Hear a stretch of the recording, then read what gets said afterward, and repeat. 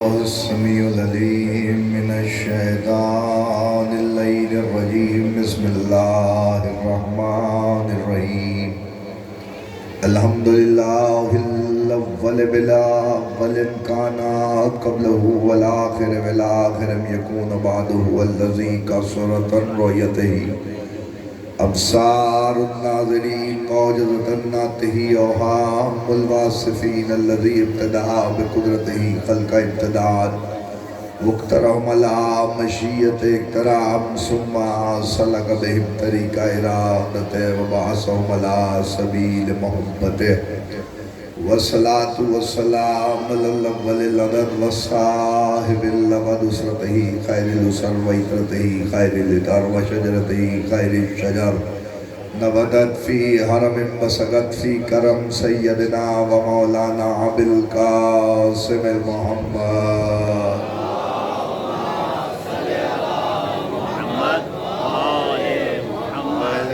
الطيبين الطاهرين المعصومين المنتجبين المنتخبين الذين أذهب الله عنهم الرجس وطهرهم تطهيرا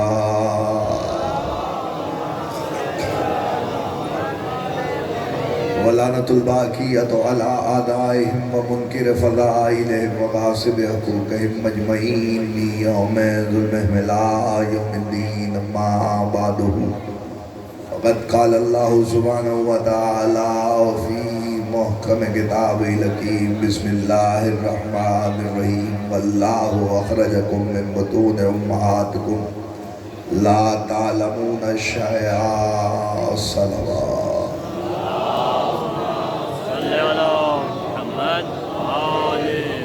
مجمع کافی ہے درود کی آواز کا میں مل کے باواز بلند صلوات تلاوت فرما دوں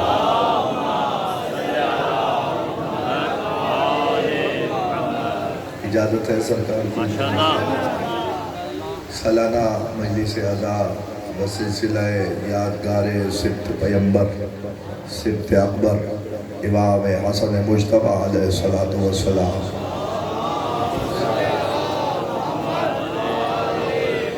اور میں نے اس مقصد نامہ بیان میں کلام مجید کے سورہ نحل کی ایک آیت کا ٹکڑا آپ کے سامنے تلاوت کیا ہے اور ارادہ ہے کہ اسی آیت کے ذیل میں گفتگو ہو بتانا مقصد یہ ہے کہ اللہ اعلان کر رہا ہے انسانیت کو بتا رہا ہے واللہ اخرجکم من بطون امہاتکم لا تعلمون شیئا اللہ کہہ رہا ہے جب ہم نے تمہیں ماؤں کے شکم سے خارج کیا تو تم کچھ نہیں جانتے تھے اس کا مطلب اللہ بتا رہا ہے تمہاری جہالت کا تمہیں کہ تم آئے تھے تو کچھ نہیں جانتے تھے فیصلہ اللہ نے قرآن میں سنایا ہے یہ کسی انسان کی بات نہیں بلکہ خالق کی بات ہو رہی خالق کہہ رہا ہے جب تم آئے تو کچھ نہیں جانتے تھے ذرا سا تعارف کروانا یہ ضروری سمجھتا ہوں کہ یہ سورہ نحل جو ہے کلام مجید کا سورہ یہ اللہ نے شہد کی مکھی کے نام پہ اتارا ہے اور کمال کی بات یہ ہے کہ اللہ نے اسی سورہ میں جہاں انسانیت کی خلقت پہ بات کی ہے وہیں اللہ نے یہ بھی بتایا کہ ہم نے شہد کی مکھی پہ وحی کی ہے اور وحی کا بتایا اللہ نے قرآن میں اس کا مطلب یہ ہے کہ اللہ بتانا یہ چاہ رہا ہے کہ کبھی بھی اس خوف میں مبتلا نہ ہونا کہ کہیں شرک نہ ہو جائے اللہ بتا رہا ہے قرآن میں کہ نبوت کے اوصاف میں سے ایک وصف ہے کہ وحی ہوتی ہے لیکن جس پہ وحی ہو وہ نبی نہیں ہوتا نبوت کے اوصاف میں ایک وصف ہے وحی کا ہونا وحی تو اللہ نے مادر موسیٰ پہ بھی کی ہے وہی تو اللہ نے شہد کی مکھی پہ بھی کی ہے، تو اس کا مطلب یہ ہے کہ بغیر نبوت کے بھی اللہ وحی کرتا ہے۔ جب وحی بغیر نبوت کے ہو رہی ہے اور قرآن کہہ رہا ہے، حدیث نہیں، قرآن کہہ رہا ہے، اور جب قرآن اعلان کر رہا ہے تو پھر فرق کیا ہے؟ تو فرق بتانا چاہتا ہوں، وہ بھی قرآن نے بتایا۔ کتنا بولو گے مجھے نہیں پتا، دامن وقت میں گنجائش نہیں ہے، فرق بھی قرآن نے ہی بتایا۔ آپ کہیں گے وہ کیا؟ کہ لیکن نبی میں اور عام میں یہی فرق ہوتا ہے، کسی پہ ایک دفعہ وحی ہوئی ہے تو بار بار وحی نہیں ہو رہی، یعنی ایک دفعہ ہو گئی تو ہو گئی، اس سے نبی نہیں ہو جائے گا کوئی اگر اس پہ وحی ہو گئی ہے تو اس سے نبی نہیں بن جائے گا۔ کہ پھر نبی کون ہوتا ہے؟ کہ جس کے لیے قرآن کہہ رہا وَمَا يَنْطِقُ عَنِ الْهَوَىٰ إِنْ هُوَ إِلَّا وَحْيٌ يُوحَىٰ، وہ تو کلام ہی نہیں کرتا جب تک کہ وحی نہ ہو جائے۔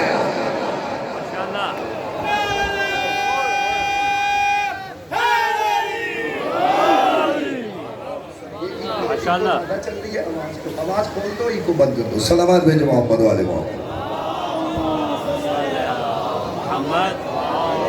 یعنی مصطفیٰ کے لیے قرآن کہہ رہا ہے وَمَا يَنْطِقُ عَنِ الْهَوَىٰ إِنْ هُوَ إِلَّا وَحْيٌ يُوحَىٰ، کہ وہ تو وحی کے بغیر نطق ہی نہیں کرتا۔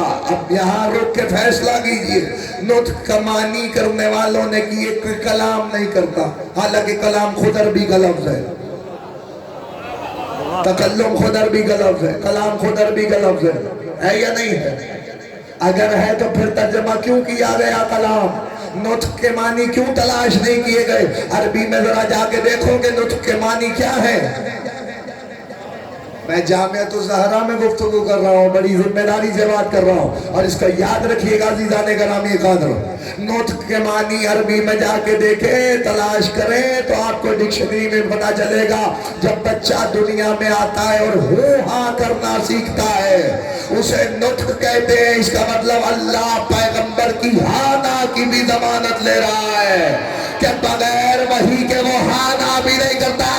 جب بغیر وحی کے ہاں نا نہیں کرتا تو پھر ماننا پڑے گا علی کو مولا اپنی مرضی سے نہیں، اللہ کی مرضی سے بنایا۔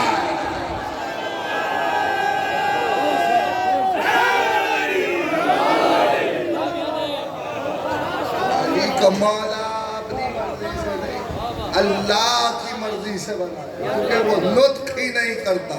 اللہ نے شہد کی مکھی پہ وحی کی، مادر موسیٰ پہ وحی کی، واؤ ہے مطلب موسیٰ، ہم نے مادر موسیٰ پہ وحی کی۔ میرا موضوع تو نہیں ہے، میں تو آگے بڑھ جاؤں گا۔ اسی سورہ میں اللہ نے پورا، کیا کمال ہے خدا کی قدرت کہ اللہ نے شہد کی مکھی کے عنوان پہ سورہ اتار دی، اور اس میں تخلیق پہ گفتگو کرتے ہوئے پروردگار نے کہا اللہ اخرجکم من بطون امہاتکم لا تعلمون شیئا، جب ہم نے تمہیں ماؤں کے شکم سے خارج کیا تو تم کچھ نہیں جانتے تھے۔ وجعل لکم السمع والابصار والافئدہ لعلکم تشکرون، پھر ہم نے تمہیں 3 چیزوں سے نوازا۔ توجہ ہے صاحبہ، اللہ کہہ رہا ہے پھر ہم نے تمہیں 3 چیزوں سے نوازا، سماعت، بصارت، دل۔ پروردگار یہ پھمیں بھی تو نہیں دی ہے، یہ بال بھی تو نہیں عطا کیے، یہ رخسار بھی تو نہیں دیے ہیں، یہ ہونٹ بھی تیری ہی دین ہے، یہ دانت بھی تیری ہی دین ہے، لیکن پروردگار یہ 3 چیزوں کا تو کیوں کہہ رہا ہے؟ قرآن کی آیت ہے، سماعت، بصارت، دل، ہم نے تینوں چیزیں تمہیں عطا کی۔ کیوں عطا کی؟ تاکہ تم شکر ادا کر سکو۔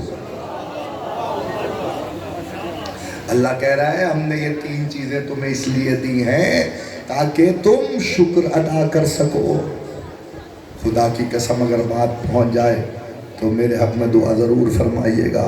اللہ کہہ رہا ہے یہ 3 چیزیں ہم نے تمہیں دی ہیں تاکہ تم شکر ادا کر سکو۔ میں نے تلاش کیا کوئی ایک ایسی چیز ہونی چاہیے جس کا تعلق ان 3 چیزوں سے ہو اور بات بھی شکریہ والی ہو۔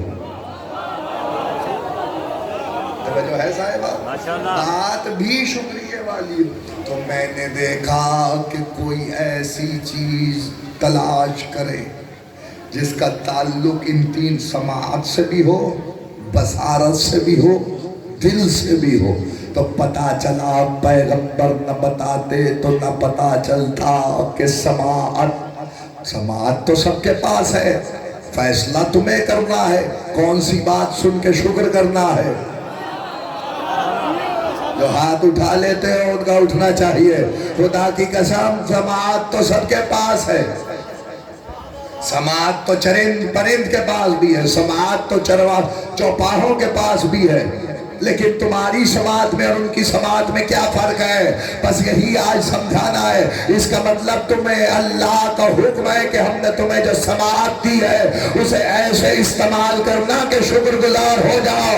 میں نے بڑا تلاش کیا وہ کیا چیز ہے جسے سن کے شکریہ ادا کرے، کسی اور کے پاس ہو تو لے آنا، ہمارے پاس ہے، ہم بتا رہے ہیں۔ خدا کی قسم پیغمبر نے بتایا ذکر علی نے مانا، کرنے والا بھی شکر کرے، سننے والا بھی شکر کرے۔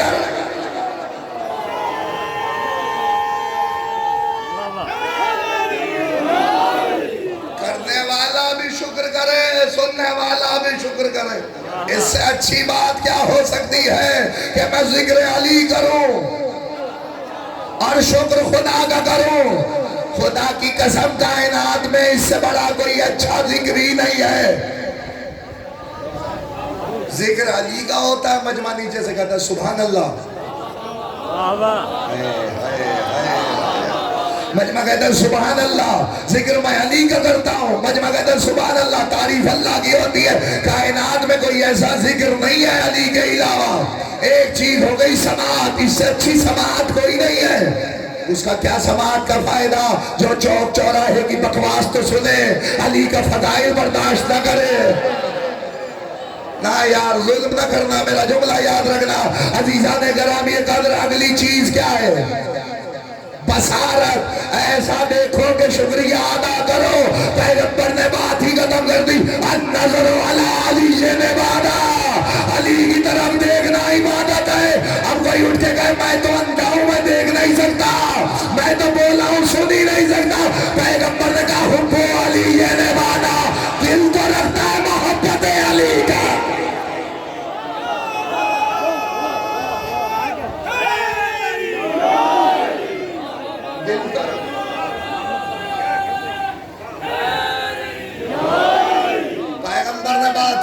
کر دی حب علی عبادہ، علی کی محبت عبادت ہے۔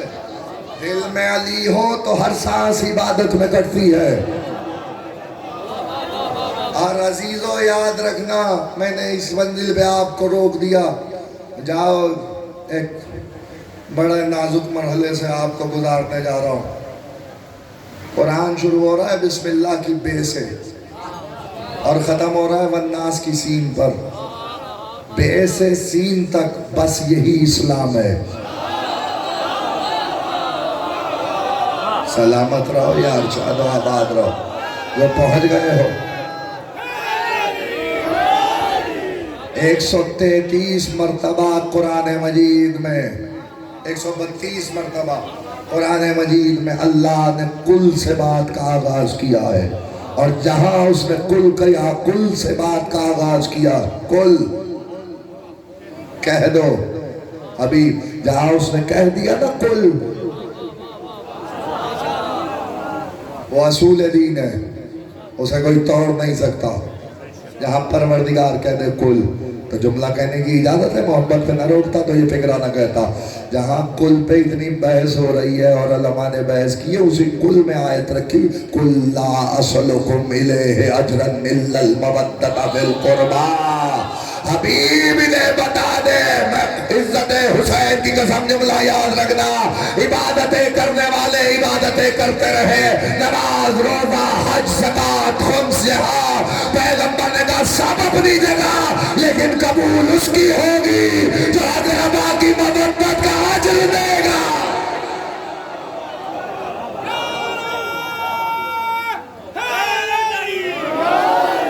اچھا اجر کیا ہوتا ہے؟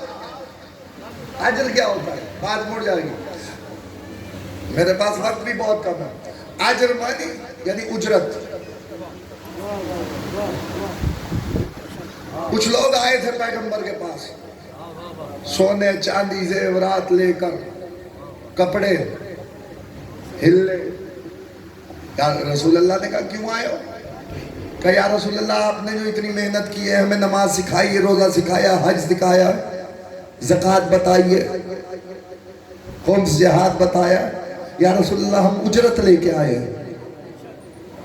تو اللہ نے کہا میرے نبی کی نبوت کو سونے چاندی میں توڑ رہے ہو؟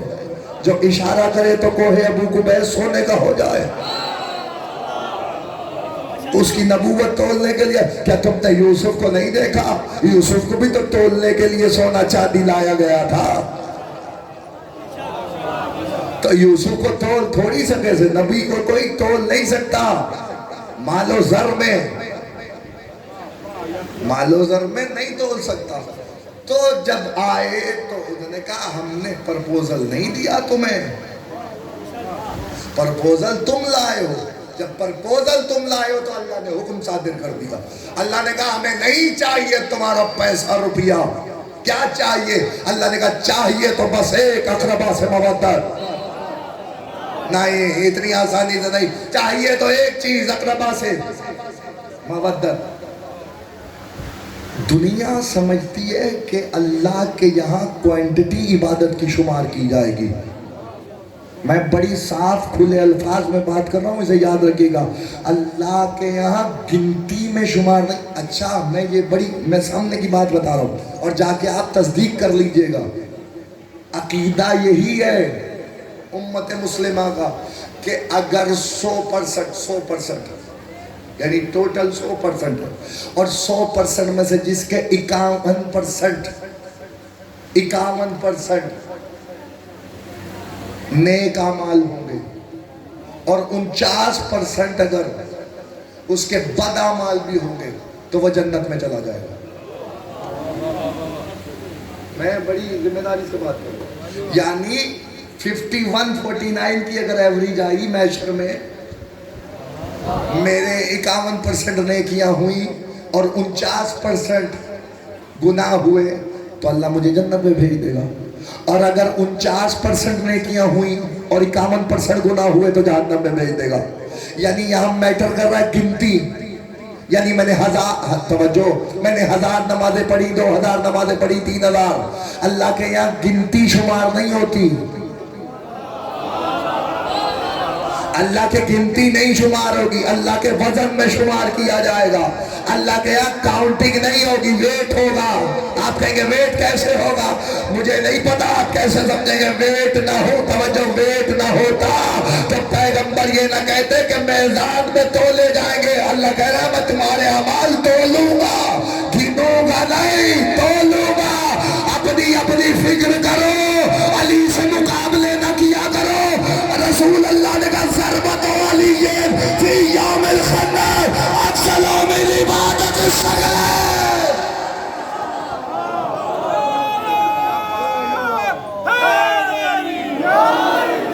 نہیں میں سمجھا ہی نہیں سکا. گنی نہیں گئی ہے علی کی ضربت، تولی گئی ہے. ضربت علی فی یوم الخندق افضل من عبادت الصغیر. بلند ہو گئی. یعنی اب جملہ آپ نہ سمجھے تو کون سمجھے گا؟ رسول اللہ نے یہ نہیں کہا تھا وہاں کیلکولیٹر رکھا ہے جس پہ سب کچھ گنا جائے گا. رسول نے کہا تھا میزان ہے. میزان ترازو کو کہتے ہیں جس کے 2 پلڑے ہوتے ہیں. میں باول نگر میں بات کر رہا ہوں. میزان میں تلیں گے اعمال، کیلکولیٹر پہ نہیں. کیلکولیٹر پہ تلتے تو گنتی ہوتی، تل رہے ہیں تو وزن میں تلیں گے. اب مجھے عزت شبیر کی قسم فکرہ یاد رکھنا، خدا کی قسم پیغمبر نے بات تمام کی. پیغمبر نے کہا اعمال تولے جائیں گے، جس کا پلڑا نیک اعمال کا وزنی ہوگا وہ جنت میں جائے گا، جس کا ہلکا ہوگا وہ جہنم میں جائے گا. میں بڑا پریشان ہوا. وہ میزان کون سا ہے جس پہ اعمال تولے جائیں گے؟ رسول نے کہا نہ گھبرا یا علی، آپ وہ میزان ہو جس پہ اعمال تولے جائیں گے.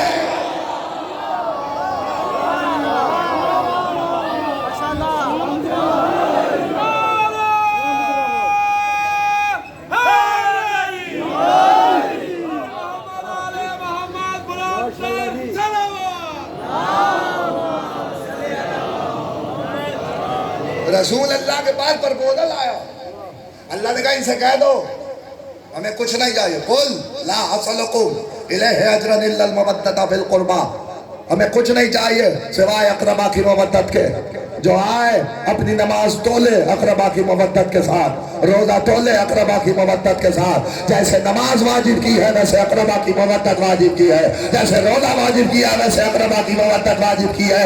میں ایک رکن کا بھی انکار کروں تو پورے دین کا انکار ہوتا ہے، نماز کا انکار کروں تو مشرک ہو جاؤ، اقربا کی مودت چھوڑ دوں تو پکا مسلمان ہو جاؤ۔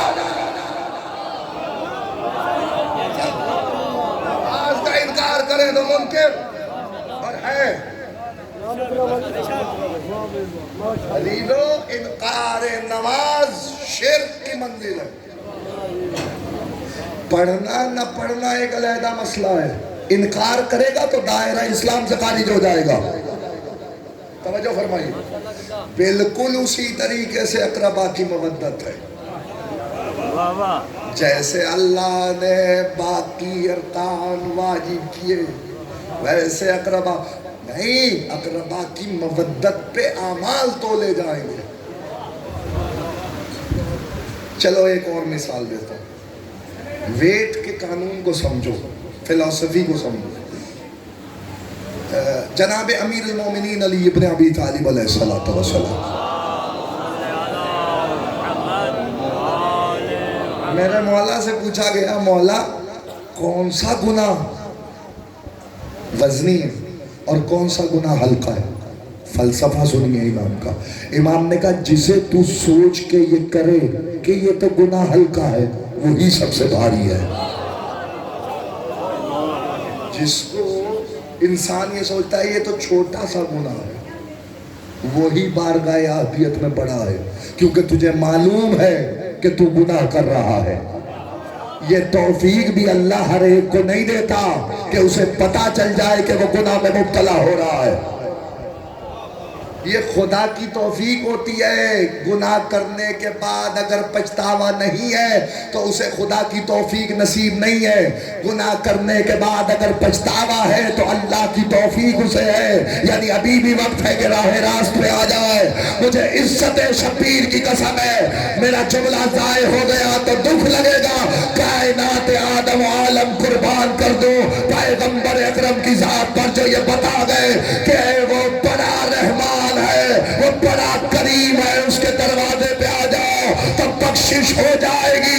لیکن کائنات میں ایک ہی گناہ ایسا ہے جس کو وہ کبھی نہیں بخشے گا، وہ کیا ہے؟ وہ اعلان ولایت علی کے بعد انکار ولایت علی ہے۔ اعلان ولایت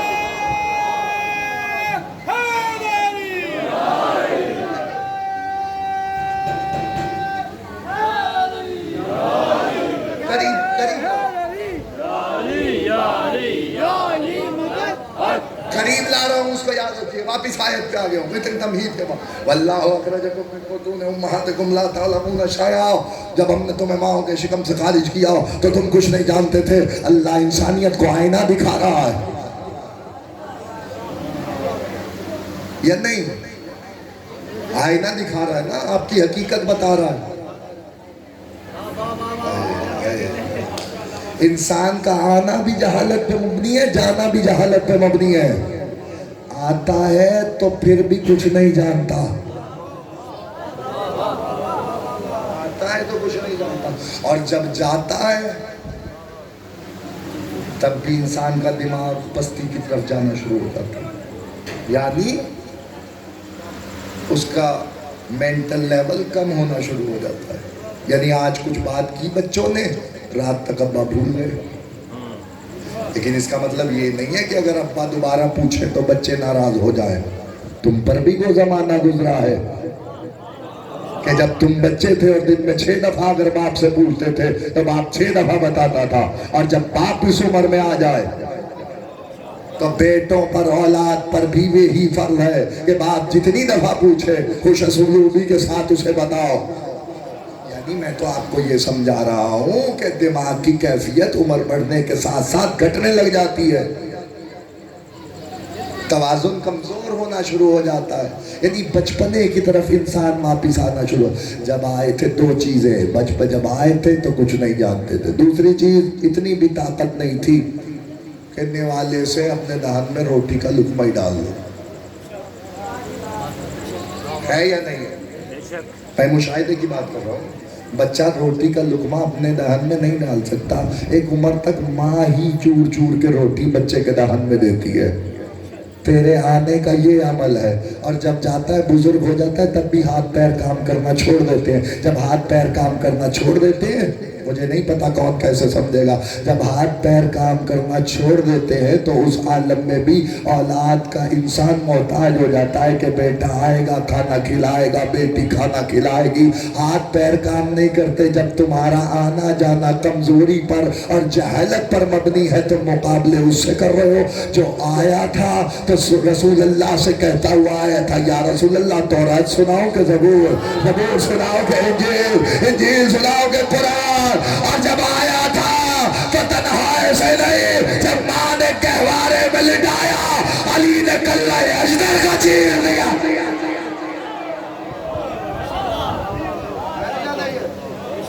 یعنی مقابلہ اس سے بدلتا ہی نہیں ہے. جو آیا تو علم لے کے آیا، علم لے کے آیا. توریت و زبور و انجیل پڑھتا ہوا آیا، قرآن سناتا ہوا آیا. آیا کہ نہیں آیا؟ آیا تو کلہ اجدر چیرتا ہوا آیا. چلو آ گیا ہوں اس منزل پہ تو بات تمام کر رہا ہوں. تقریر منزل سے قریب ہو رہی ہے. بس صدقہ محمد اہل بیت محمد راضی رہیے گا اس فکرے پہ. جملہ آپ کے حوالے کر رہا ہوں. یہ ماں بیٹے کو لے کے جب گھر آئی تو ایک کپڑا ہوتا ہے جسے کہتے ہیں قمیت، قمیت میں لپیٹا گیا. مجھے نہیں پتا شہروں میں تو آج دستور بدل گیا ہے، دیہاتوں میں اور ہمارے نواحی علاقوں میں یہ بات آج بھی ہے کہ جب بچہ آتا ہے دنیا میں تو بچے کو سیدھا کر کے اس کے ہاتھ پیر لپیٹ دیے جاتے ہیں. اس لپیٹنے کو عرب والے کہتے قمیت. وہ باندھ دیتے تھے. فاطمہ بنت اسد نے 7 کپڑے لپیٹے علی کو، اور جب ماں واپس پلٹ کے آتی تھی کپڑا پھٹا ہوتا تھا. جب ماں واپس آتی تھی کپڑا پھٹا ہوتا تھا. جب ماں واپس آتی تھی کپڑا پھٹا ہوتا تھا. عزت شبیر کی قسم جملہ یاد رکھیے گا. یہ 7ویں دفعہ ماں نے چمڑے کا کپڑا لپیٹنا چاہا. یا علی کی آواز آئی، اماں ملائکہ مجھ سے مصافحہ کرنے کے لیے اتر رہے ہیں، مجھے بار بار زور لگانا پڑتا، بار بار زور لگانا پڑتا. قریب لا رہا ہوں، زیادہ لمبا نہیں کرو. یہ آیا ہے تو قرآن پڑھتا ہوا ہے یا نہیں؟ 25 سال پیغمبر کے دنیا سے گزرنے کے بعد علی خاموش رہے، اور 25 سال کے بعد دنیا علی کے دروازے پہ آئی اور علی کے ہاتھ پہ لوگوں نے بیعت کی. تو تاریخ کہتی ہے علی مسجد نبوی میں جب داخل ہوئے تو بڑا رش تھا. اتنا رش تھا کہ سوئی بھی پھینکی جاتی تو زمین پہ نہ گرتی. تقریر تمام ہو گئی. ربیع الاول کا مہینہ نہ ہوتا تو میں بات پہلے ہی تمام کر دیتا. ایک منزل آپ کے حوالے کرنا چاہ رہا ہوں اور اس کو یاد رکھیے گا عزیزان گرامی قدر. یا 25 سال کے بعد مسجد اقتدار پہ میرا اور آپ کا مولا علی ظاہری طور پر جب آیا، مسجد نبوی میں منبر رسول پر جب رسول اللہ کے منبر پر علی تشریف فرما ہوئے یا اس جگہ جا کے بیٹھ گئے جہاں پر رسول بیٹھا کرتے تھے، تو لوگوں نے کہا یا علی آپ وہاں بیٹھے ہیں جہاں رسول بیٹھتے تھے. علی نے کہا بیٹھ جاؤ، تم لکڑی کے منبر کی بات کر رہے ہو، علی کے قدم دوش نبوت پہ آئے ہیں، علی کے قدم دوش نبوت پہ آئے ہیں. داد میں اس فکرے میں بھی لے سکتا تھا لیکن مجھے تو اگلی منزل سنانی ہے. یہ علی نے بھرے مجمع پہ نگاہ دوڑائی اور نگاہ دوڑانے کے بعد کہا توریت وہ آنا ہے، وہ آنا ہے علی کا. اور یہ پیغمبر کے 25 سال کے بعد علی مسجد اقتدار پہ کہہ رہے توریت والا آئے تو توریت سے فیصلہ کرو، زبور والا آئے تو زبور سے فیصلہ کرو، انجیل والا آئے تو انجیل سے فیصلہ کرو، قرآن والا آئے تو قرآن سے فیصلہ کرو. نہیں، یہاں بات نہیں روکی. پیغمبر کا وسیع بول رہا ہے، اپنا بولے تو مقدر کی بات ہے. علی نے کہا توریت والا آئے تو توریت سے فیصلہ کرو کہ توریت پکارے علی حق ہے، زبور والا آئے تو زبور سے فیصلہ کرو، زبور پکارے علی حق ہے، انجیل والا آئے تو انجیل سے فیصلہ کرو، انجیل پکارے علی حق ہے، قرآن والا آئے تو قرآن سے فیصلہ کرو، قرآن پکارے علی حق ہے. اس کے بعد علی نے ساری فضیلتیں جمع کر کے مصطفیٰ کے قدموں پہ رکھ دی. آواز دے کے کہنے لگے جو بول رہا ہو ھذا لعاب رسول اللہ.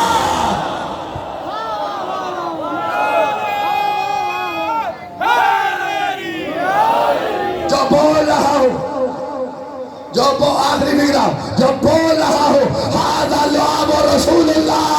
دنیا والوں کو علی نے بتایا کہ پیغمبر کے وسیع کا علم یہ ہے کہ جو کتاب آئے اس سے فیصلہ سنا دے. جس کے وسیع کے علم کا یہ عالم ہوگا اسے یہی نہیں پتا تھا 40 سال تک وہ نبی ہے کہ نہیں ہے.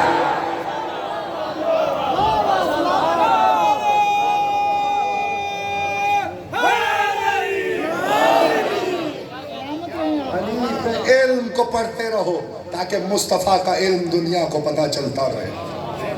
علی کے فضائل دنیا کو سناتے رہو. ہم نے 2.25 مہینے علی کے فضائل سنائے ہیں تاکہ دنیا کو پتہ چلے. جب ربیع الاول کا چاند نظر آئے تو دنیا سمجھے کہ جس علی کی اتنی فضیلتیں ہیں اس کے نبی کی کتنی فضیلتیں ہیں. ہم چاہتے ہیں دنیا یہ سمجھے. ہمیں راوی نے نبی کے فضائل نہیں سنائے, ہمیں علی نے نبی کے فضائل بتائے ہیں. نبی کی ساری زندگی علی کی فضیلت بتاتے ہوئے گزری ہے. میں پھر کہہ رہا ہوں نبی کی ساری زندگی علی کی فضیلت بتاتے ہوئے گزری ہے اور علی کا ہر لمحہ نبی کے فضائل بچاتے ہوئے گزرا ہے. بتاتے ہوئے نہیں, بچاتے ہوئے. میں نے کیا کہا گھر جا کے, علی کی زندگی کا ہر لمحہ نبی کے فضائل کی حفاظت میں گزرا ہے. نبی تو نبی, علی تو علی. علی کی اولاد بھی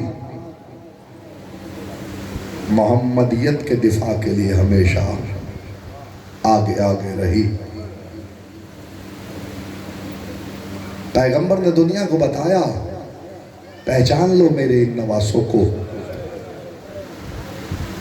مسجد نبوی میں اگر خطبہ بھی دے رہے ہوتے تھے رسول, اور اگر حسن و حسین آ جاتے تھے, پیغمبر منبر سے اتر آتے تھے, حسن و حسین کو گود میں لیتے تھے اور پھر منبر پہ جا کے بیٹھتے تھے, پھر خطبہ جاری کرتے تھے. تاریخ نے لکھا ہے, رونے کے لیے تو بات یہی بڑی ہے, ایک پہلو پہ حسن ایک زانو پہ حسین. مجھے عزت شبیر کی قسم ہے, حسن کا دہن چومتے تھے, حسین کا گلا چومتے تھے. حسن کا دہن چومتے تھے, حسین کا گلا چومتے تھے. جب 3 دفعہ یہ عمل ہوا, حسین نانا کی آغوش سے اٹھے, گھر آئے, اماں ذرا قریب تو آئیے, کیا ہوا میرے لال؟ کہا ذرا میرے دہن کو دیکھیے, ہمارے دہن سے کیا اچھی خوشبو نہیں آتی؟ ماں نے سینے سے لگایا, کیا ہوا میرے لال؟ کہا اماں بھائی کے تو دہن پہ بوسہ دیتے ہیں اور ہمارے گلے پہ بوسہ دیتے ہیں. زہرا نے مکھنا لیا, چادر اوڑھی, مسجد نبوی میں آئے. پیغمبر استقبال زہرا میں اٹھے, زہرا کیسے آنا ہوا میرا بیٹا؟ کہا بابا حسین کہتے ہیں آپ حسن کا دہن چومتے ہیں, حسین کا گلا چومتے ہیں. حسین کہہ رہے تھے اماں کہ ہمارے دہن سے اچھی خوشبو نہیں آتی. رسول چیخ مار کے روئے, کہنے لگے زہرا میں اس لیے حسن کا دہن چومتا ہوں, حسین کا گلا چومتا ہوں, اس لیے کہ حسن کو زہر دیا جائے گا, حسین کے گلے پہ خنجر چلایا جائے گا. اللہ تمہاری ہائے قبول فرمائے. عزادارو مجھے عزت شبیر کی قسم ہے, 9 دفعہ زہر دیا گیا حسن مجتبیٰ کو, لیکن کارگر ثابت نہ ہو سکا. اب کی دفعہ جو زہر منگوایا گیا, جسے زہر ہلاہل کہتے ہیں, جو رونے کے لیے آئے ہو اسے زہر ہلاہل کہتے ہیں. یہ زمرد کو پیس کے بنوایا گیا تھا اور بنانے والے نے کہا تھا اگر اس کا ایک قطرہ بھی سمندر میں ڈال دیا جائے تو ساری آبی مخلوق تڑپ تڑپ کے مر جائے. اللہ جانے جس کے ایک قطرے کا اتنا اثر تھا, اس نے حسن کے جگر کا کیا حال کیا. اجرکم اللہ, اجرکم اللہ, اجرکم اللہ. عزت شبیر کی قسم. تاریخ نے لکھا, تاریخ مقاتل کہتی زہر آیا روم سے, بھجوایا گیا، لالچ دی گئی.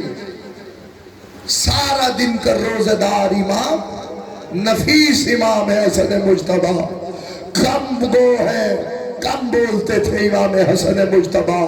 عزاداروں، تاریخ کہتی سارا دن روزے سے رہتے تھے. جو روزے دار ہوتا ہے اسے پیاس بڑی لگتی ہے. تاریخ نے لکھا اس لیے امام حسن کے سرہانے ایک سراہی رکھی رہتی تھی جس میں پانی بھرا رہتا تھا. 14 ملونہ نے اس میں زہر شامل کیا. امام نے رات کے پہر میں کہا 14 مجھے پانی پلا. اس نے کوزے میں پانی حسن مجتبیٰ کو دیا. جو رونے کے لیے آئے ہو میری طرف دیکھنا عزادارو. یا امام حسن نے کوزہ دیکھا، پھر اس کا چہرہ دیکھا، پھر کوزہ دیکھا، پھر چہرہ دیکھا. آواز دے کے کہتے حیا کر، میرا قاسم بڑا چھوٹا ہے، اس کی یتیمی کا موسم نہیں. اجرکم اللہ، اجرکم اللہ، اجرکم اللہ. مولا کسی غم پہ نہ رلائے سوائے غم سید الشہداء کے. جو رونے کے لیے آئے ہو دو فکرے اور سنو. یا امام نے کوزے کو لبوں سے لگایا، یا جہاں جہاں پانی گیا جگر کٹتا چلا گیا. عزادارو، منہ سے لہو بہنا شروع ہوا. پڑھو مصائب کی پہلی سطر. یا دیواروں کا سہارا لیتے ہوئے قبر رسول پہ آگے حسن مجتبیٰ نے اپنے آپ کو گرایا. رو کے کہتے نانا تیری امت نے اجر رسالت دیا ہے، نانا تیرے نواسے کو زہر مل گیا ہے، نانا ہو سکے تو قبر کے پہلو میں حسن کو قبر کی جگہ ملے گی. آواز آئی امت آنے دے تو آ جانا. وہاں کافی دیر گریا کیا. ماں کی قبر پہ آئے، رونے والوں فکرہ سننا. ماں کی قبر پہ آئے، آگے کہتے اماں زہر مل گیا ہے، اب تیرا بیٹا چراغ جلا دینا آئے گا. اماں میں نانا کے پاس گیا تھا، اماں نانا کے پاس جا کے کہا ہے قبر کی جگہ مل جائے گی. حسن کی ماں کی آواز آئی میرا لال، ہو سکے تو ماں کے پہلو میں آ جانا، ماں تجھے آغوش میں جگہ. اجرکم اللہ، اجرکم اللہ. یہی حق کا کیسے رہ رہے ہیں. مولا کسی کمینے کا محتاج نہ کرے. دو فکرے اور سنا دادار. میری طبیعت ناساز ہے لیکن دو فکرے پڑھتا ہوں. مجھے عزت شبیر کی قسم فکرہ سننا دادارو. یا دیواروں کا سہارا لیتے ہوئے حسن مجتبیٰ ام فروا کے گھر آئے. دروازہ کھلا، یا ام فروا نے دیکھا دہن سے لہو آ رہا ہے. آواز آئی جا سے یتیمی کا موسم آ گیا ہے، ہم مدینے میں اجڑنے والے ہیں. یا حسن مجتبیٰ نے کہا ام فروا میری بہنوں کو اطلاع دے، مجھے زہر مل گئی ہے. عزادار مختل کہتا ہے یا تاریخ نے لکھا ام فروا نے کہا مولا میں جاؤ. آواز نہیں ام فروا میرے قاسم کو دے. اب جو رونے آیا میری طرف دیکھنا. آواز نہیں مولا میرا قاسم بڑا چھوٹا ہے، کیسے بتائے گا وہ یتیم ہو گیا ہے. آواز نہیں نہ گھبرا، میں حالت ایسی بنا دوں گا قاسم کو کچھ کہنا نہیں پڑے گا. حسن نے گرے بات چاہ کیا، بالوں کو پریشان کیا، ایک مٹھی خاک اٹھائی بیٹے کے سر میں ڈالی. آواز دی اب جا کاسے تجھے زینب کو کچھ بتانا نہیں پڑے گا، زینب تجھے دیکھ کے سمجھ جائے گی میں مدینے میں اجڑنے. اجرکم اللہ، اجرکم اللہ، اجرکم اللہ. دو فکرے اور سنو. عزادارو تاریخ نے لکھا یا ادھر بہن کو اطلاع ملی، یا بہن نے سر پہ چادر رکھی. مر جاؤ فکرہ میں نہ پڑھو. عزادار جب ماتم کرنے آئے ہو میری طرف متوجہ ہو، میں فکرہ پڑھو. بہن نے سر پہ چادر رکھی یا بھائی کے گھر کی طرف دوڑنا شروع کیا. فکرہ پڑھو شاید یہی فرق ہے امیر میں اور غریب میں. جس کے جنازے پہ زینب چادر کے ساتھ آئے وہ امیر حسن ہے، جس کے جنازے میں چادر مل جائے بھائی کا کاٹے قاضیان حوصلہ حوصلہ. شہادت پڑھنی ابھی.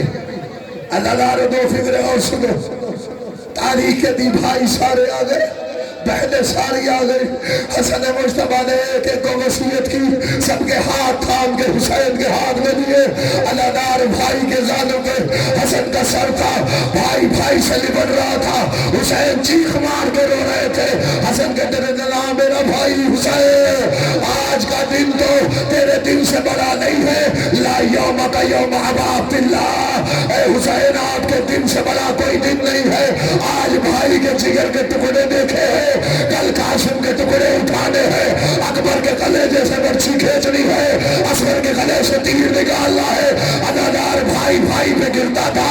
مجھے عزت شبیر کی قسم ہے, یا حسن کا دم حسین کے زانوں پہ نکل گیا. حسین نے کہا انا للہ و انا الیہ راجعون. جنازہ حسین نے تیار کیا. مجھے بتاؤ کسی غریب کا جنازہ بھی ہو, ایک دفعہ گھر سے چلا جائے واپس نہیں آتا. یہ امیر کا جنازہ تھا, گھر سے چلا. مسلمانوں نے کہا کہاں ہو, کہ رسول کے پہلو میں نگرانا ہے. 300 کمانوں سے تیر نکلا, 70 تیر حسن کے جنازے پہ آیا. آخری فکرہ یہ جنازہ لے کے حسین واپس پلٹے.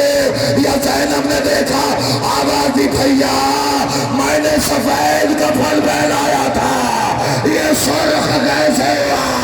آواز آئی امت نے اجر رسالت ادا.